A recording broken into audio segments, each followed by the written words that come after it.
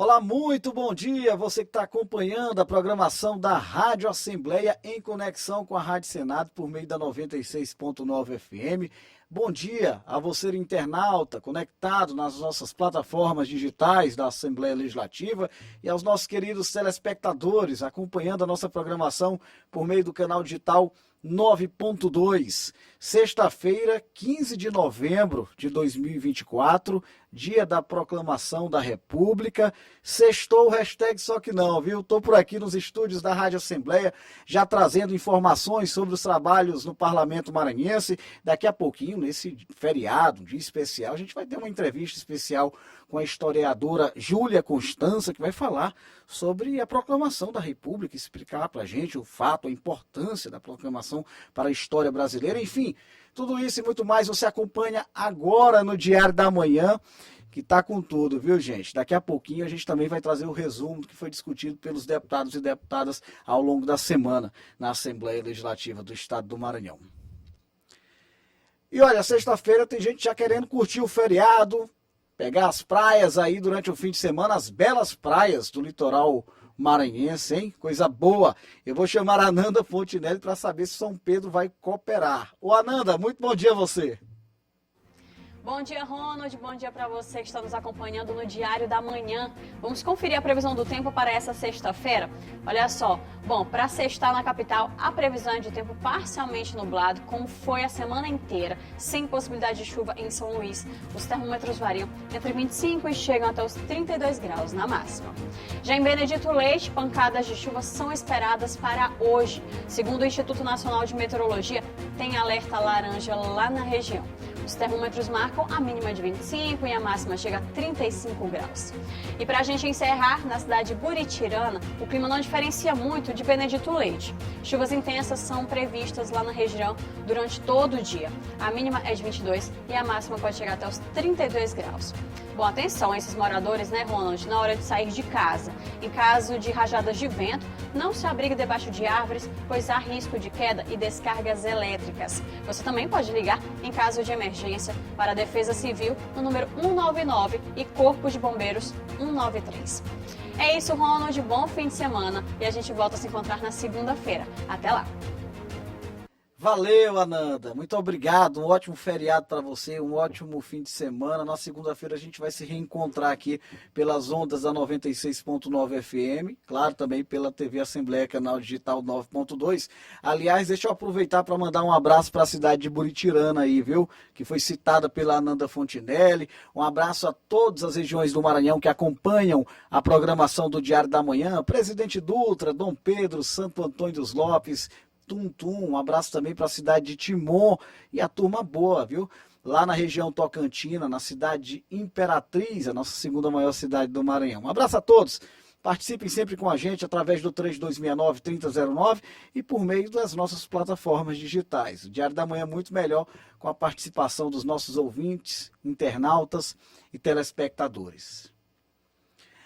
E olha só, o Diário da Manhã deste 15 de novembro está com um contexto histórico, viu? A gente vai trazer uma reportagem agora que explica sobre esse fato histórico importantíssimo para a história brasileira, que é a proclamação da República. 15 de novembro, dia da proclamação da República.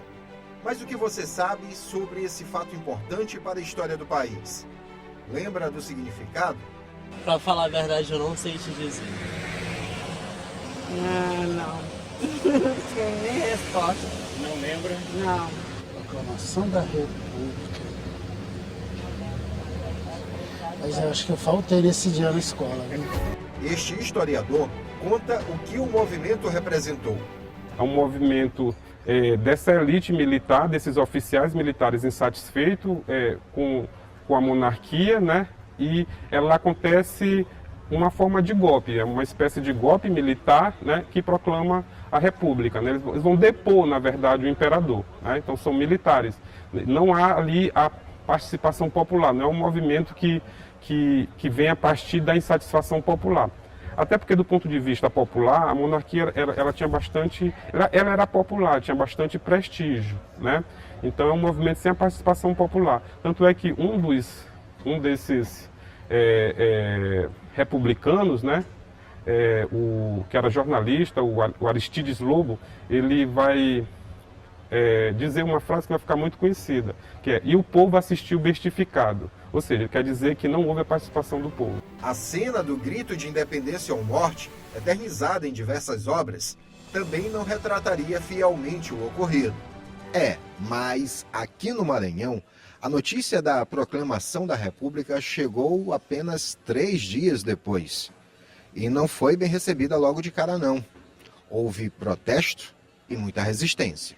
E quando essa notícia chega, ela é recebida pelas autoridades, né, pelos comandantes do Exército, com muita desconfiança, com receio, né? Eles tinham muita desconfiança se realmente isso tinha acontecido ou se tratava de uma mentira, de um boato, que hoje a gente chama de fake news. E um dia antes do dia 18, no dia 17 de novembro de 1889, vai ocorrer um grande movimento popular de massas urbanas de ex-escravizados, né?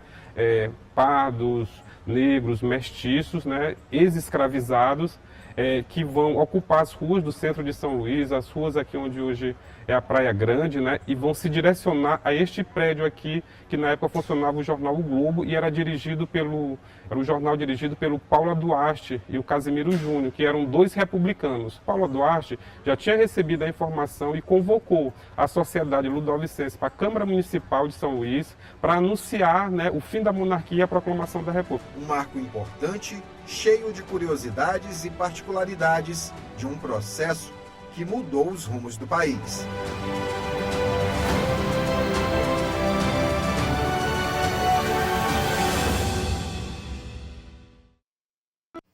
Interessante essa reportagem do João Carvalho, viu? Olha, ela fica disponível através do nosso site al.ma.leg.br. E a proclamação da República, celebrada hoje, também é o tema do nosso quadro de entrevistas. Entrevista.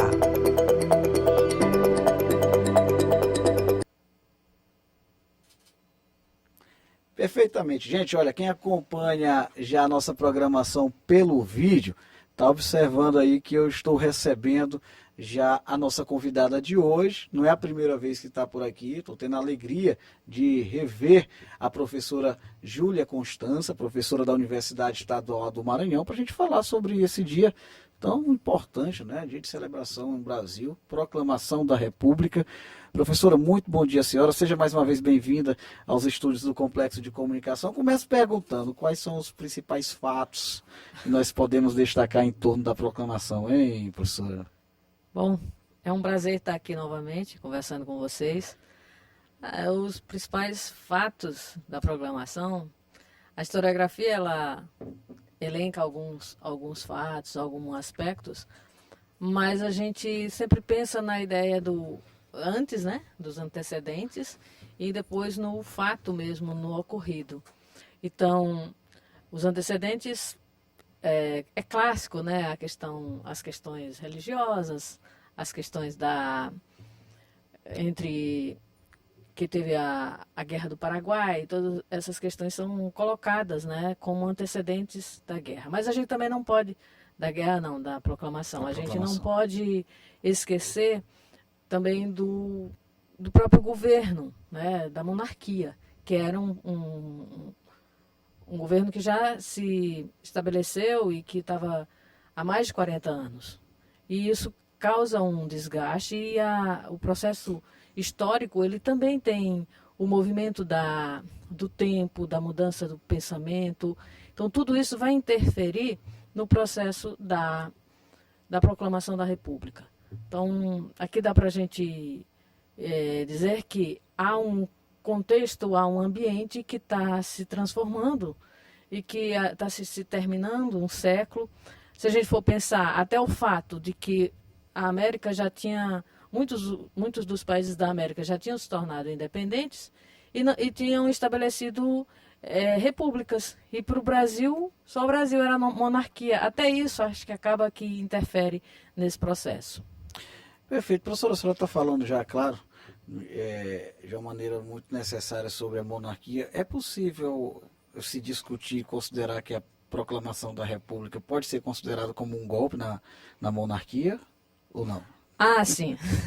Essa discussão de golpe, ela sempre está presente, né? E aí está sempre discutindo. A ideia do golpe, alguns historiadores realmente vão considerar que foi um golpe, discute que é um golpe. Porém, o que caracteriza o golpe? É a falta de povo ou a traição do povo, ou não considerar o povo. Então, nesse caso, eles vão dizer que foi um golpe porque o povo não estava presente, o povo não participou. Então, Zé Murilo de Carvalho é um que vai dizer que ele escreve um livro chamado Os Bestializados, que ele diz que a população nem estava sabendo que estava acontecendo aquele movimento, que estava acontecendo aquela ideia. Então, foi um golpe. Por outro lado, fala-se que foi um golpe quando o povo não participou, o povo participou de tudo, o povo estava junto, o povo estava o tempo todo. Né? Então, essa questão de golpe, ela sempre tem uma discussão muito interessante envolvendo a ideia de golpe. Mas, geralmente, está nesses dois pontos. Ou teve povo, ou não teve povo, sabe? Sempre está nessa linha. Divide opiniões, é interpretativo, hein, professora?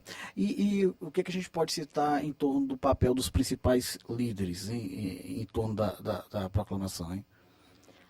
Então, a liderança, né, essa presença, a liderança para constituir a proclamação, e a proclamação já foi fugindo um pouco da palavra golpe, né? Não, vamos dizer, proclamamos, né? Estamos proclamando.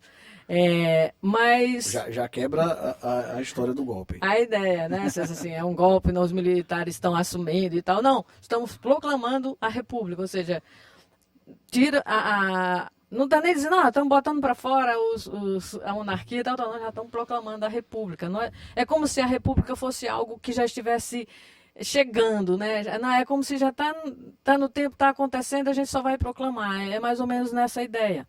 Mas você me falou da liderança, né? Sim. A proclamação e todo esse processo histórico, ele acontece tem uma série de lideranças que estão envolvidas ali. Então, de novo, a gente pode pensar uma liderança que está dentro da monarquia e uma liderança que vai estar lá na monarquia e depois vai assumir, depois que proclama, e vai assumir e vai construir algo para consolidar o feito. Porque não é simples, né? Depois que você proclama, o que você vai fazer na sequência, o que você vai construir na sequência. Então, existe aquele grupo que estava lutando. E aí, aqui a gente pode pensar que a questão da abolição da escravatura, que está entre os que se diz que é um dos fatores que leva à proclamação. Perfeito. A abolição da escravatura, ela acontece entre aqueles que foi uma luta também dos abolicionistas, que você tem um grupo que está junto com a monarquia, eles são abolicionistas, mas eles também estão junto com a monarquia, e que são de senhores, que eles eram senhores, mas eles já estavam concordando com a ideia de mudar o regime, de mudar a questão, porque economicamente interfere e a mudança econômica também estava acontecendo. Sim. Então você vai ter o grupo desses senhores que já estão abolindo, já estão dando carta de alforria, junto com intelectuais que estão nesse movimento para acabar com a escravidão. E tem esse grupo, tem outro grupo, e aí tem a questão do pensamento, o pensamento de todos eles. É comum se dizer que, com a proclamação da República, você teve que trabalhar com a ideia de 3 modelos de república que quisesse se estabelecer ali. Num dos modelos, que seria o modelo econômico, você vai estar sempre o liberalismo econômico, né? Mas na questão política, você vai verificar alguns senhores que eles estão defendendo uma república com as características dos americanos, da americana, onde a população civil se organiza, uma população se organiza dentro desse grupo dos abolicionistas que estão lá, ainda na monarquia. Eles já falam em que os escravizados tivessem terra, tivessem acesso à terra. Eles já estão discutindo uma questão de acesso à terra para que eles não saíssem numa situação... Bom, esse povo todo vai estar ficando livre e daí para frente, o que eles vão fazer? E havia um grupo, e desses aí está Rebouças, que era um ex-escravizado, que eles vão estar pensando numa perspectiva. E esse grupo sai derrotado. esse grupo é o que sai derrotado, porque acaba que eles vão embora com a monarquia. Uma parte deles vão para a monarquia. Abandonam Porque juntamente com a monarquia. isso. Eles já tinham mais ou menos uma ideia do que fazer, porque eles estavam trabalhando pela abolição. Então, daqui para frente, o que vai fazer? Então, acontece que eles perdem enquanto poder. Então, tem um outro grupo que era os jacobinos, digamos, aqueles intelectuais mais da rebeldia mesmo,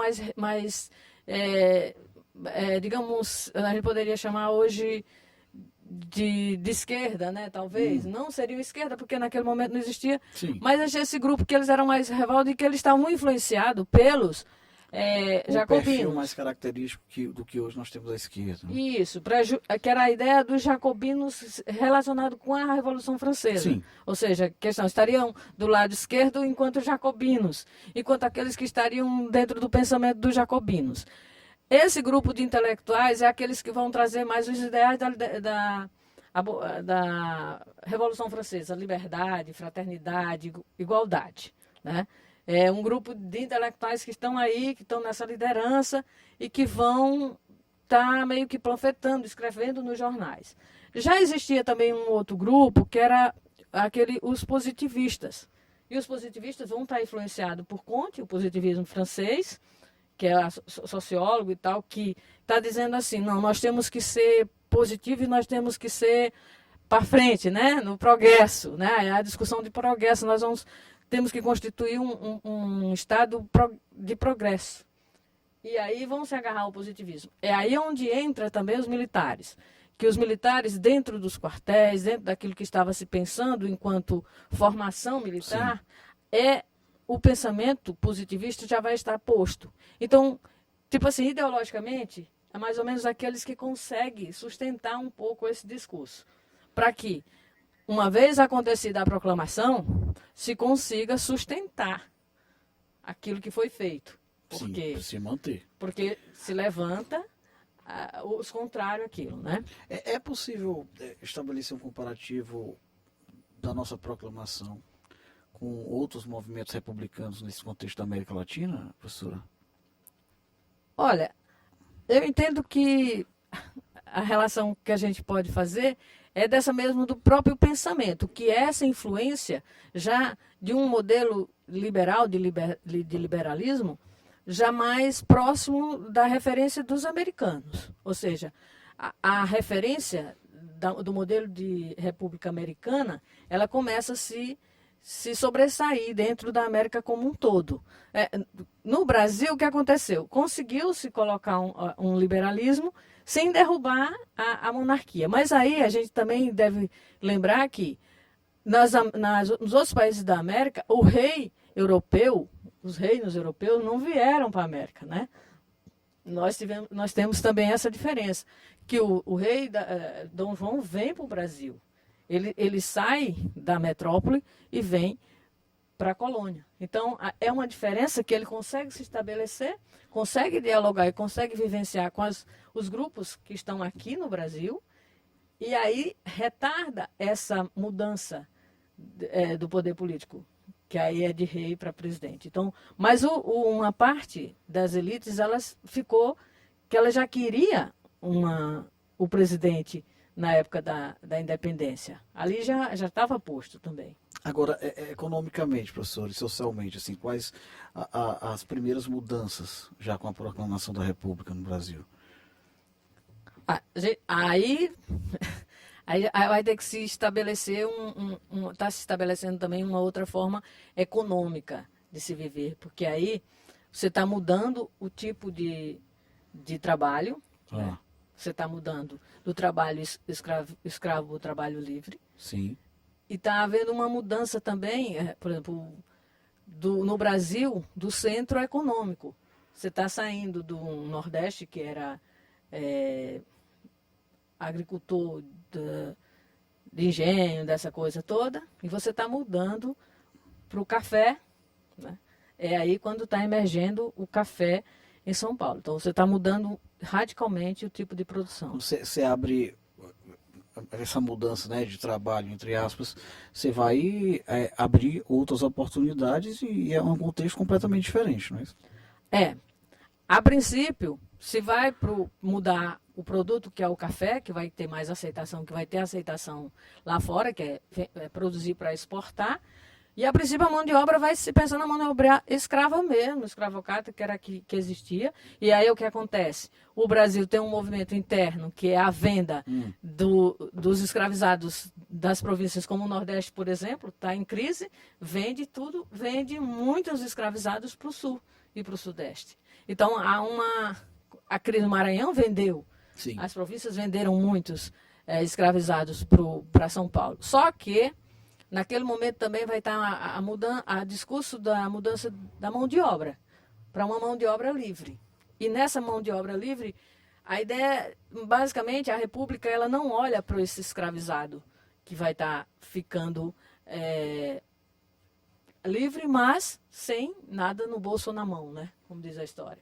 Porque eles começam, o pensamento começa a se entender pela questão da ideia do eugenismo. E aí você vai pensar numa população que quer mudar a população. Você tem, ao mesmo tempo, você está pensando em se inserir nesse mundo fora e começa a se permitir que venha a imigração. A imigração se torna um motivo de progresso, né? Quando você traz um imigrante estrangeiro, é como se ele vai mostrar agora o nosso progresso, agora o progresso vai chegar.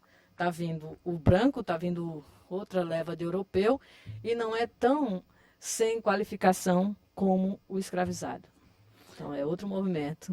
Olha como é interessante, é uma verdadeira aula aqui. É pena que o tempo não nos permite, né, mas aí é para passar mais ou menos uns 2 dias aqui. Tá sim. Professora, gente, eu quero agradecer a professora Júlia Constância, professora da Universidade Estadual do Maranhão, de História, claro, pela sua participação mais uma vez com a gente aqui. E em outras oportunidades eu tenho certeza que virão. Muito obrigado por trazer um pouco de conhecimento para nós aqui, professora. Eu que agradeço, né? Mais essa oportunidade. Eu, enquanto professora, eu gosto muito de conversar sobre os assuntos da história, sobre essa questão da história. E oportunidade que tiver, eu estou sempre vindo, porque eu acho que é uma forma da gente, aquilo que a gente aprendeu, conheceu, chegar, né, um pouco mais longe, né? Então, eu particularmente agradeço.